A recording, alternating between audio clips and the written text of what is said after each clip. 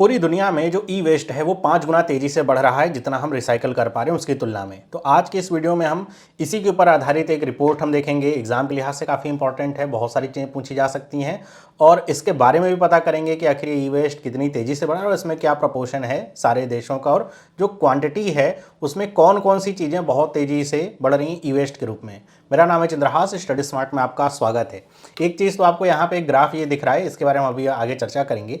सबसे पहले हम रिपोर्ट समझते हैं क्या है इसका नाम। तो इसका नाम है global e waste monitor report 2024।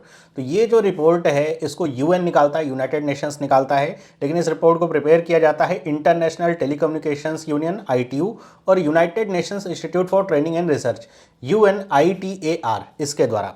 तो इनके रिपोर्ट के आधार पर यह समझने का प्रयास होता है कि पूरी विश्व में जो ई वेस्ट है वो कितनी तेज़ी से बढ़ रहा है और इससे कैसे निपटा जा सकता है, किसकी कितनी भागीदारी है, वो सारी चीज़ें। तो इसमें ये बात समझ के में आ रही है कि 5 गुना लगभग तेज़ी से हम ई वेस्ट जनरेट कर रहे हैं जितना हम रिसाइकल कर पा रहे हैं। मतलब समझिए कि अगर हम एक डिवाइस बना रहे हैं रिसाइकलिंग से तो उसकी तुलना में 5 डिवाइसेस ऐसी हैं जो कि ई वेस्ट के रूप में जा रही हैं। तो अगर हम बात करें, इस रिपोर्ट में लिखा गया है कि 62 मिलियन टन्स का जो ई वेस्ट है वो 2022 में जनरेट हुआ है। रिपोर्ट 2024 की है, डेटा 2022 का इसमें लेकर के सारा कैलकुलेशन है। तो 62 मिलियन टन्स जो ई वेस्ट है जनरेट हुआ है 2022 में।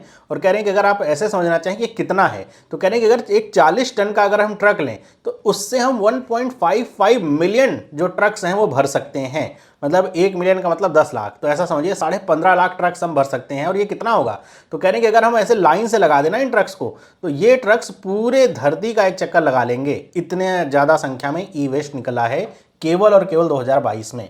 और यहाँ पे बताया जा रहा है कि जितना ई वेस्ट निकला उसका 1/3 से भी कम, लगभग 22.3% जो हिस्सा है वही रिसाइकल हो पाया है। तो समझिए कि ई वेस्ट कितनी तेज़ी से बढ़ रहा है। तो आप कहेंगे हमारे लिए चिंता की क्या बात है, ई वेस्ट बढ़ रहा है। तो देखिए ई वेस्ट बढ़ने की वजह से बहुत सारे जो डेंजर्स हैं और जो हैजार्ड है वो बढ़ रहा है। तो सबसे पहले हम समझें ई वेस्ट आखिर हम कहते किसे हैं।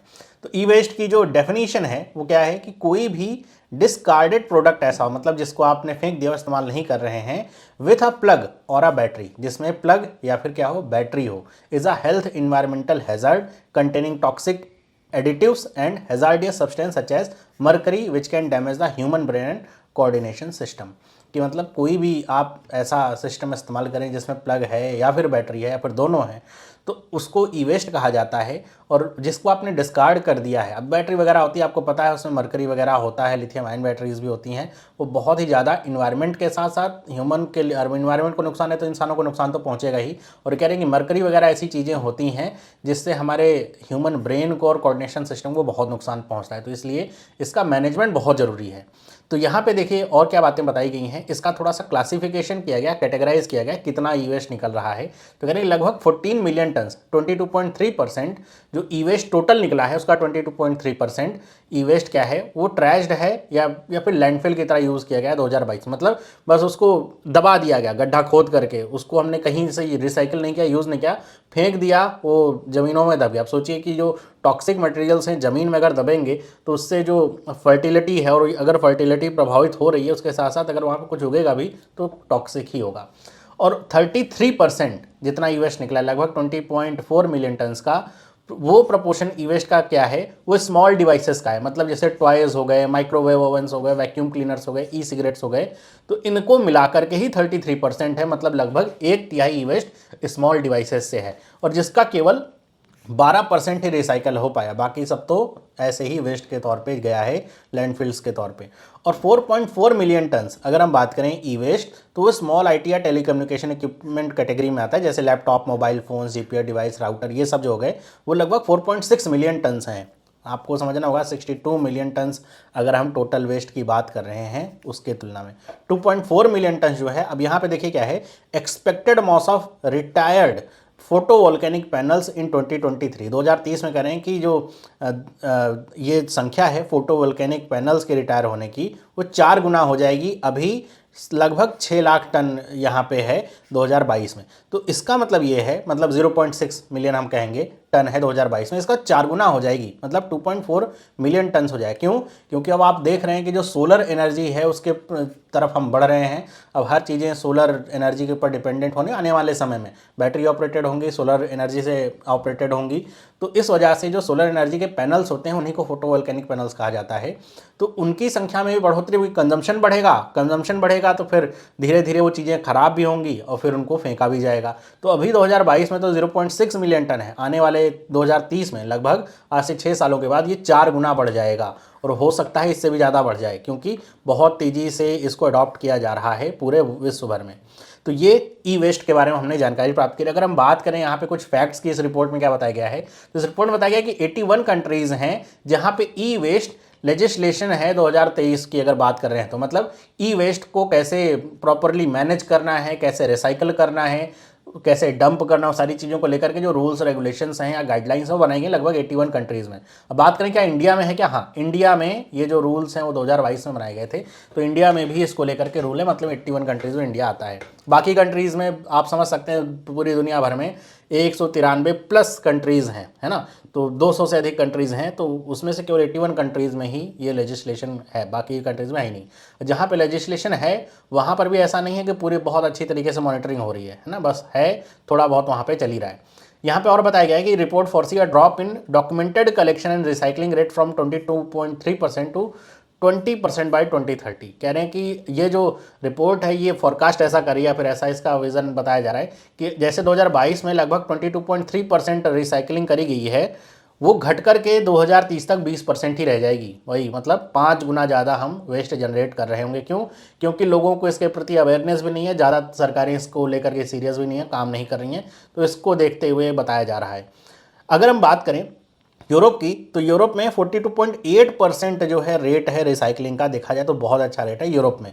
वहीं अगर अफ्रीका की बात करें तो लेस देन 1% जो है रिसाइकलिंग का यहाँ पे ई वेस्ट रिसाइकलिंग का रेट है।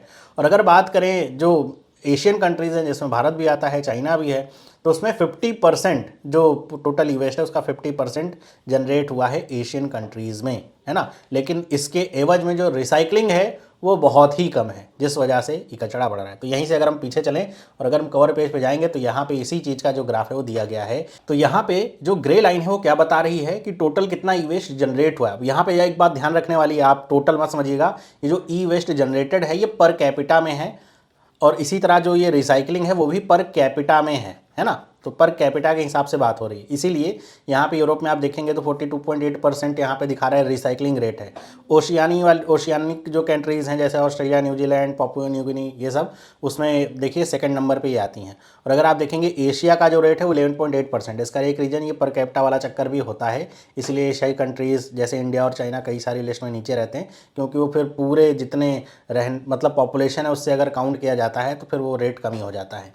तो ये अफ्रीका आप देखेंगे सबसे नीचे यहाँ पे दिख रहा होगा, तो सबसे नीचे अफ्रीका है। तो ये उसी ग्राफ के बारे में बात यहाँ पे हो रही है।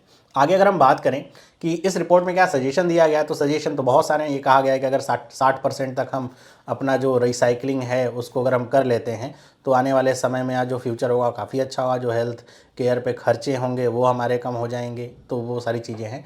इसके साथ साथ इसमें ये भी बताया गया है ये कि the global e waste monitor क्या शो करता है कि लगभग $91 बिलियन के जो वैल्यूएबल मेटल्स हैं वो इनसफिशिएंट ई वेस्ट रिसाइकलिंग की वजह से हम जो है वेस्ट करते जा रहे हैं। मतलब समझिए कैसे, जैसे हमने कॉपर निकाल लिया, उसको यूज़ कर लिया, फिर उसको ई वेस्ट की तरह फेंक दिया। अगर हम उसे रिसाइकिल कर लें तो वो बहुत ही अच्छे तरीके से हम उसको यूज भी कर पाएंगे, और वो जो वैल्यूएबल मेटल्स हैं वो फिर से वेस्ट के तौर पे नहीं जा पाएंगे। हम निकाल रहे हैं, प्रोसेस कर रहे हैं, यूज नहीं आ रहा, फेंक दे रहे हैं। तो इससे वैल्यूएबल मेटल्स बहुत सारे हैं, जैसे गोल्ड भी हो जाता है इसमें, इलेक्ट्रॉनिक्स आइटम में, प्रोसेसर वगैरह में गोल्ड के पिन्स लगते हैं, कॉपर्स तो बहुत इस्तेमाल होता है। वैसे बहुत सारे वैल्यूएबल मेटल्स होते हैं। लिखा हुआ है we must seize the economic and environmental benefit of proper e waste management, otherwise the digital ambitions of our future generation will face significant risk. वही है कि अगर हम अभी नहीं चाहते तो आने वाली जो जनरेशन होगी उसके लिए बहुत ज़्यादा चैलेंजिंग होने वाली चीज़ें। और इसमें एक बात ये भी बताई गई है, एक होते हैं ना रेयर अर्थ मटेरियल जिनको कहा जाता है, या रेयर अर्थ मेटल्स जिसको कहा जाता है। तो रेयर अर्थ मेटल के बारे में बताया गया है कि उसका जो रिसाइकलिंग वो लेस देन 1% है। और इसमें एक बात और भी बताई गई है कि आप रिसाइकलिंग करेंगे उसके बावजूद भी जो रेयर अर्थ मेटल्स हैं या मटेरियल्स हैं उनके लिए आपको कुछ देशों में डिपेंडेंट रहना ही पड़ेगा। है ना, क्योंकि इस तरीके से वो यूज होंगे आने वाले समय में। जो इलेक्ट्रॉनिक जो गतिविधियां हैं बहुत तेज़ी से बढ़ रही हैं। चिप्स अब देखिए हर जगह यूज़ हो रही हैं, हर एक छोटी से छोटी डिवाइस से लेकर के कार तक बिना चिप्स के काम नहीं चल सकता है। तो ये सजेशन यहाँ पे इसमें दिया गया है। बाकी अगर हम बात करें, जो हमने अभी शुरुआत में दो इंस्टीट्यूट्स की बात करें, ITU और UNATAR, तो उनके बारे में अगर हम बात करें तो क्या हैं वो। तो अगर बात करें ITU की, बहुत इंपॉर्टेंट है, ध्यान रखिएगा। ITU के बारे में अगर बात करें तो एक तो इसका नाम है इंटरनेशनल टेलीकम्युनिकेशंस यूनियन, अभी इसका नाम है। ITU एक स्पेशलाइज एजेंसी है किसकी, यूनाइटेड नेशंस की, जिसकी रिस्पॉन्सिबिलिटी क्या है कि for many matters related to information communication technology. इसको इस्टेब्लिश किया गया था 17 मई 1865 को, और 1865 में जब इसका फॉर्मेशन हुआ था तब ये इंटरनेशनल टेलीग्राफ यूनियन था। मतलब ये जो ऑर्गेनाइजेशन है ये यूनाइटेड नेशंस से भी पुराना है, लेकिन बाद में यूनाइटेड नेशंस आने के बाद उसके इसकी जो पेरेंट ऑर्गेनाइजेशन है यूनाइटेड नेशंस को बनाया गया, तब इसका नाम चेंज करके टेलीकम्युनिकेशंस यूनियन ये किया गया। इसका हेडक्वार्टर जेनेवा स्विट्जरलैंड में है और इसके सेक्रेटरी जनरल हैं डोरिन बोगडैन मार्टिन। और अगर हम बात करें UNITAR, तो ये क्या है, United Nations institute for training and research. तो ये जो इंस्टीट्यूशन है ये काफ़ी नया, मतलब अगर यूनाइटेड नेशंस की बात करें उसके साथ नहीं बना था, बल्कि इसको 1963 में बनाया गया था। क्यों बनाया गया था कि जो least developing countries, least developed countries या स्मॉल आइलैंड डेवलपिंग स्टेट्स हैं, है ना, तो वहाँ पर जो अधिकारी होते हैं, गवर्नमेंट ऑफिसर्स होते हैं, फिर जो सरकारें होती हैं, उनको प्रॉपर ट्रेनिंग देने के लिए कि भाई पूरी दुनिया में इसमें क्या चल रहा है, ग्रीन एनर्जी पे कैसे काम किया जाएगा, रिसाइकलिंग और ये सारी जो चीज़ें चल रही ना, कैसे आप अपनी पॉलिसीज़ को ड्राफ्ट करोगे, बनाओगे, कि आपकी अप्रोच या विजन होना चाहिए। तो उनको ट्रेनिंग देने के लिए इसको बनाया गया है, ताकि उनको भी दुनिया के साथ साथ एक मेन स्ट्रीम में वो जुड़े रहें। इसका भी हेडक्वार्टर जेनेवा स्विट्जरलैंड में, और इसके डायरेक्टर इसमें इंडियन है, निखिल सेठ, याद रखिएगा, ये चीज़ इंपॉर्टेंट हो सकती है। तो इस वीडियो में इतना ही। आई होप आपको ये वीडियो समझ में आएगी। बहुत सारे वैल्यूएबल फैक्ट्स मैंने आपको बताए हैं। वीडियो अगर अच्छी लगे वीडियो को लाइक किए बिना मत जाइएगा, और वीडियो इस तरह की और चाहते हैं तो चैनल को सब्सक्राइब कर लीजिए, अपने दोस्तों के साथ भी शेयर करिए। मिलते हैं अगले वीडियो में, सभी लोगों को बाय।